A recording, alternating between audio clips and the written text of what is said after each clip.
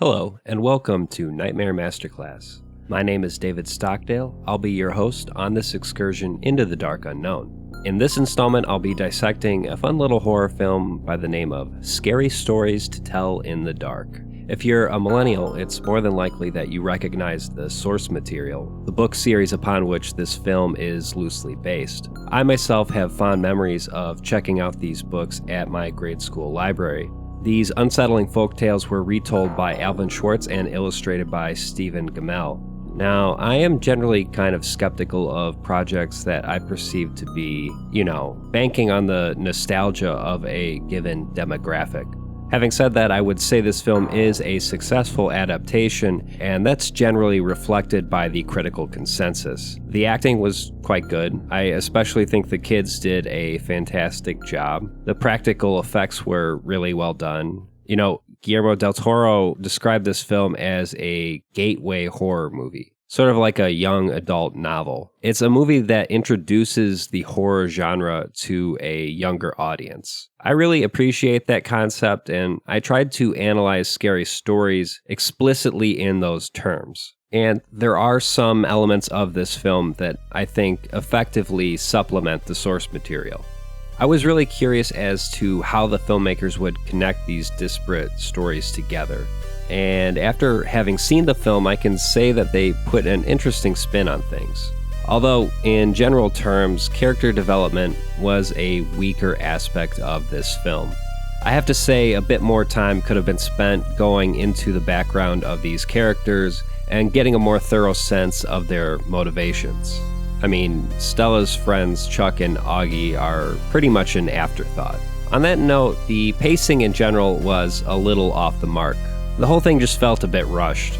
I almost think it would have been better to make it a miniseries rather than a feature-length movie. That would at least give the story a little more time to breathe, and the characters could be fleshed out a bit more. I do take issue with one major thread in Scary Stories that I think is worth talking about as well. And I'm eager to see what other people think, so let's get into it. We're going to be getting into spoiler territory from this point forward, so stop watching this if you haven't yet seen the film. In one of the very first lines of the film, our protagonist Stella relays that stories can become real if you repeat them enough. If this film has a central thesis, it's exactly that. The narratives we repeat to ourselves have a powerful influence on our behavior. They're a phenomenon to be dealt with in critical terms. I have to say, that initial line really got my attention because it's just the sort of point I might make in the course of one of my videos. What I fear is that the film postures itself to be above this paradigm, that it is somehow beyond ideology, while in actuality, it falls into the very same sort of ideological traps it pretends to critique. I'm still somewhat divided on whether or not the film actually does this, but it's something that lingers in the back of my mind. See what you think by the end of my little spiel. I'm mainly going to focus on the conclusion of the film because I think that's really where most of the interesting stuff happens. The main antagonist of Scary Stories is a spirit named Sarah Bellows. Sarah's family once owned a mill that played a major role in the development of the town. I mean, the town's literally called Mill Valley. Now, throughout the movie, we operate under the assumption that Sarah Bellows is some kind of evil entity.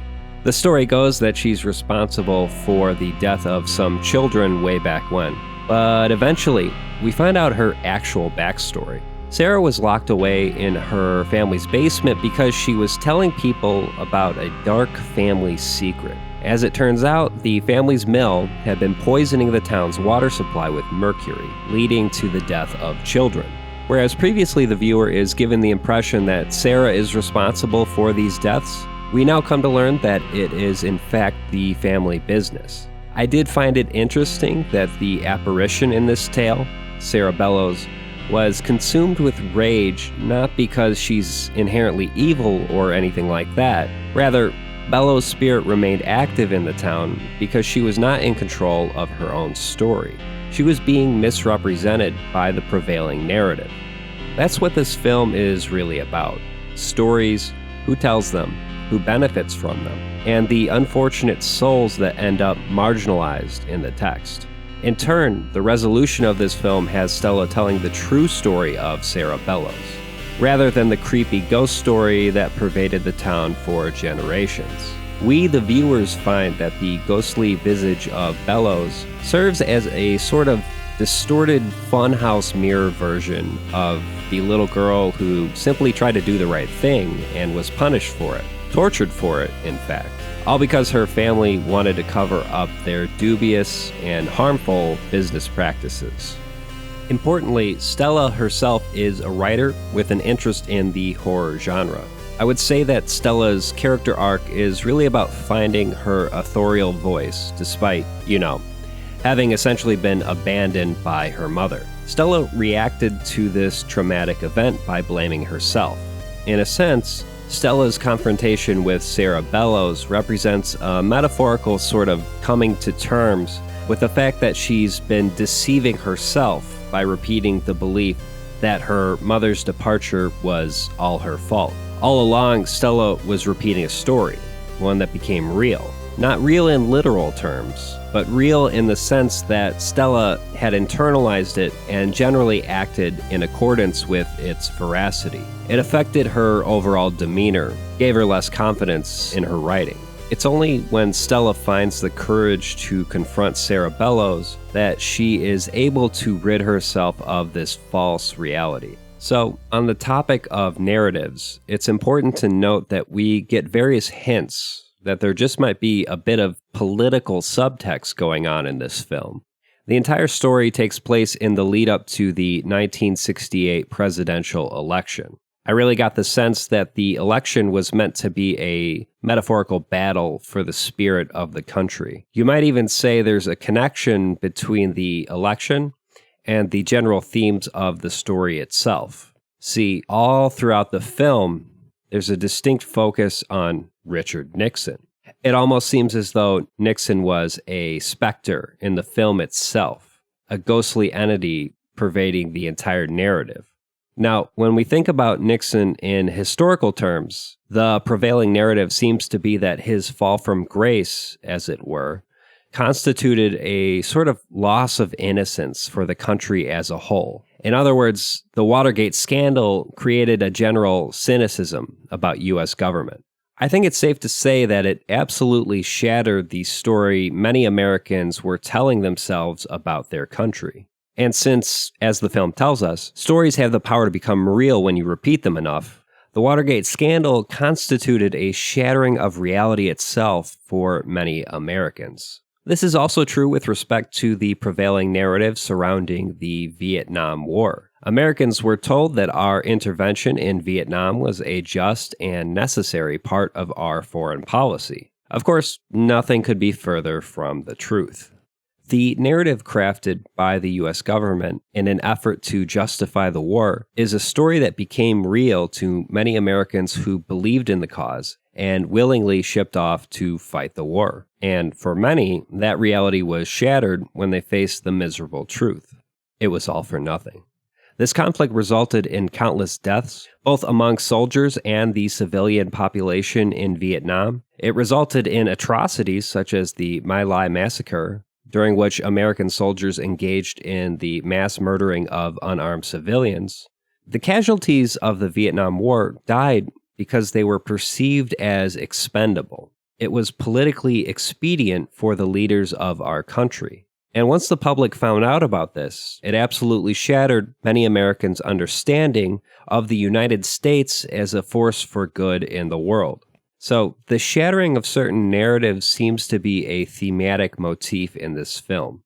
But on the topic of the Vietnam War, there is one major story arc in Scary Stories that I take issue with. So, Ramon is a Mexican-American. Towards the beginning of this film, you can kind of deduce that he's an outsider rolling through town, and his motives are not entirely clear. He's harassed by a police officer, and after an altercation with Tommy and his jock friends, Tommy vandalizes his car by spray painting a racial epithet on the hood and trunk. It is eventually revealed that Ramon is a draft dodger. He was drafted in the Vietnam War, and now, well, He's basically on the run. As with the other characters, Ramon becomes entrapped within one of the book's scary stories. He's pursued by a grotesque being known as the Jangly Man. This creature is presumably the manifestation of Ramon's fear, specifically his fear of going to war. Earlier in the story, Ramon tells Stella that his brother served in Vietnam, and he was sent home in pieces. With this in mind, it is particularly interesting that the creature has the ability to deconstruct itself limb by limb. The imagery of a body with its limbs coming off is perhaps the best metaphorical demon for Ramon's character arc. He's afraid he's going to be shipped off to war and have his limbs blown off, which, is totally understandable given the circumstances. I think the Jangly Man is a rather clever manifestation of Ramon's inner demons. Having said that, it absolutely makes no sense to me why Ramon would go to Vietnam after everything that happened, other than the fact that he's afraid to go to prison, in which case he's really just caving into a different source of fear altogether. Also, facing one's fear by confronting it directly isn't always the best way to go about it. Like, I'm afraid of getting cancer. I'm not going to confront my fear by taking up smoking, Likewise, it's an entirely rational fear to be sent off to fight in some totally unjustified war, and it makes sense to try and avoid that as best you can. So, yeah, the conclusion of the film seemed kind of incoherent to me. This is a film that tells us at the very beginning that stories have the power to become real if they're repeated often enough. In a way, I believe that's true. I mean, that's essentially what ideology is. A series of interconnected narratives that form a worldview. The one major problem with this film, in my view, is that it fails to critically interrogate its own various narratives in any serious manner. It's merely suggestive in terms of its thought-provoking content. And I do realize that just from a screenwriting perspective, it's a thin line to walk for a film ostensibly intended for a young audience. And of course, you don't necessarily want to beat your audience over the head with a singular message per se. There's always the risk that people will find it preachy and too on the nose. But the horror genre is one that excels at highlighting certain contradictions. And I think I just wanted a bit more from this film. Just a little bit more in terms of its commentary on socio-political issues. That wraps it up for this installment of Nightmare Masterclass. If you aren't already aware, I recently started a Patreon. So if you enjoy my videos and want to support me on a monthly basis, you can do so for as little as $1 a month on patreon.com/Nightmare Masterclass. And if you'd like to make a one-time donation, you can always do so at ko-fi.com/Nightmare Masterclass. Any amount, large or small, would be highly appreciated. Thank you for watching, and good night.